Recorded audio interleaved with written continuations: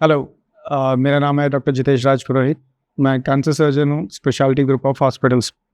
आज हम बात करेंगे कीमो लाइन्स के बारे में।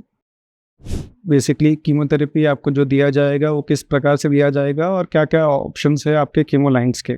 तो बेसिकली 4 प्रकार से हम कीमोथेरेपी आपके बॉडी में इंजेक्ट कर सकते हैं। तो सबसे बेसिक होता है वेन फ्लो या एंजियोकैथ जिसे कि हम कहते हैं, जो कि नॉर्मली एक हमारे पेरिफेरल लाइन्स जो रहते हैं, जो ब्लड वेसल्स होते हैं उसके अंदर जाता है, छोटा सा लाइन होता है।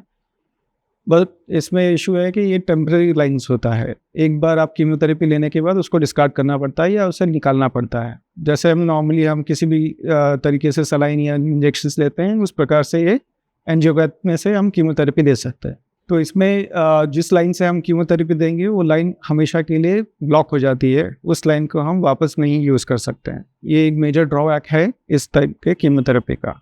दूसरा, इसमें अगर ड्रग्स जो है एक्स्ट्रा वेसेड हो जाता है या आसपास वाले टिश्यू में फैल जाता है, तो आप आसपास का टिश्यू खराब होने के चांसेस होता है। तो ये 2 मेजर ड्रॉबैक्स हैं, पेरिफेरल लाइन या जो टेम्परेरी लाइन जिसे हम एंजियोकैथ या वेन फ्लो कहते हैं। दूसरा होता है हिकमैन्स लाइन। ये भी एक टेम्परेरी लाइन है, बट इसका शेल्फ लाइफ थोड़ा ज़्यादा होता है। नॉर्मली ये 1 to 6 मंथ्स तक हम यूज़ कर सकते हैं। बेसिकली ये एक लाइन होता है जो हमारे हार्ट के अंदर जाता है थ्रू पेरिफेरल लाइन। इसमें एक छोटा सा बल्ब होता है, वो स्किन के नीचे रहता है, और मेजॉरिटी जो उसके वायर्स होते हैं या ट्यूब्स होते हैं वो बाहर की तरफ होते हैं, जिससे हम कीमोथेरेपी दे सकते हैं। इसे हम टेम्परेरी सूचर्स से उसको फिक्स करते हैं। दूसरा, इसे बार बार ड्रेसिंग करना पड़ता है, इसे बहुत प्रोटेक्ट करके रखना पड़ता है। इसमें आप पानी नहीं लगा सकते हैं या फिर बाकी जो normal day to day activities है वो सब इसमें नहीं हो सकता। तीसरा लाइन होता है जिसे हम कहेंगे पिक लाइन। पिक लाइन भी एक पेरिफेरल लाइन की तरह ही होता है, बट वो पेरिफेरली इंसर्ट करते हैं सेंट्रल हमारे जो वीनस सिस्टम है उसमें। तो नॉर्मली ये हम क्यूबाइटल वेन यूज़ करते हैं, हाथ के अंदर ये आईवी लाइन जाता है और आपके हार्ट तक जाता है।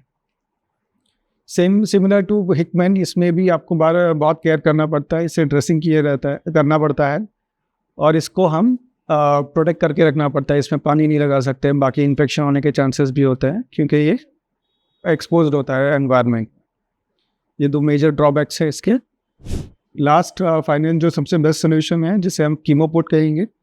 कीमोपोर्ट कुछ इस प्रकार होता है। ये नॉर्मली ये इसका हब होता है और ये ट्यूबिंग होता है।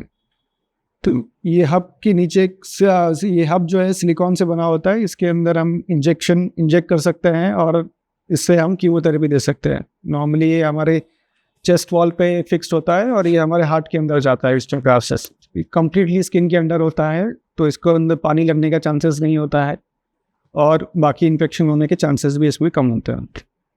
तो एक बार ये जब अंदर चला जाता है, इसके हम कम से कम 1 साल तक रख सकते हैं और इसमें मैक्सिमम 2000 इंजेक्शंस हम इसके थ्रू दे सकते हैं। तो बेसिकली आपका पूरा कीमोथेरेपी साइकिल जो है वो इस एक कीमोपोर्ट के थ्रू कंप्लीट कर सकते हैं। इसमें कुछ साइड इफ़ेक्ट्स हैं या कुछ कॉम्प्लिकेशन जिसे हम कह सकते हैं। पहला, ये ब्लॉक हो सकता है क्योंकि ये फॉरेन बॉडी है। बॉडी के अंदर जाने के बाद इसके आसपास अगर ब्लड क्लॉट फॉर्म हो जाता है तो ये ब्लॉक हो सकता है। दूसरा होता है, इसमें इन्फेक्शन बैठ सकता है क्योंकि फॉरेन बॉडी है, स्किन के अंदर है। अगर बराबर से केयर नहीं लिया है, बार बार इंजेक्ट कर रहे हैं और उसके अंदर अगर इन्फेक्शन इंट्रोड्यूस हो जाता है तो उस समय इसके अंदर इन्फेक्शन बैठ सकता है। तो ये दोनों जो कॉम्प्लिकेशंस है, एक तो ब्लॉक होना या इन्फेक्शन होना, इन दोनों में इसको बाहर निकालना पड़ेगा। लास्ट इसमें कॉम्प्लिकेशन हो सकता है कि ये फ्लिप हो सकता है, ताकि ये सिलिकॉन पार्ट जो है वो अंदर की तरफ चला जाएगा और मेटेलिक पार्ट जो है वो बाहर रहेगा। तो इस टाइम पर हम इस सिलिकॉन के अंदर आपको इंजेक्शन नहीं दे सकते हैं।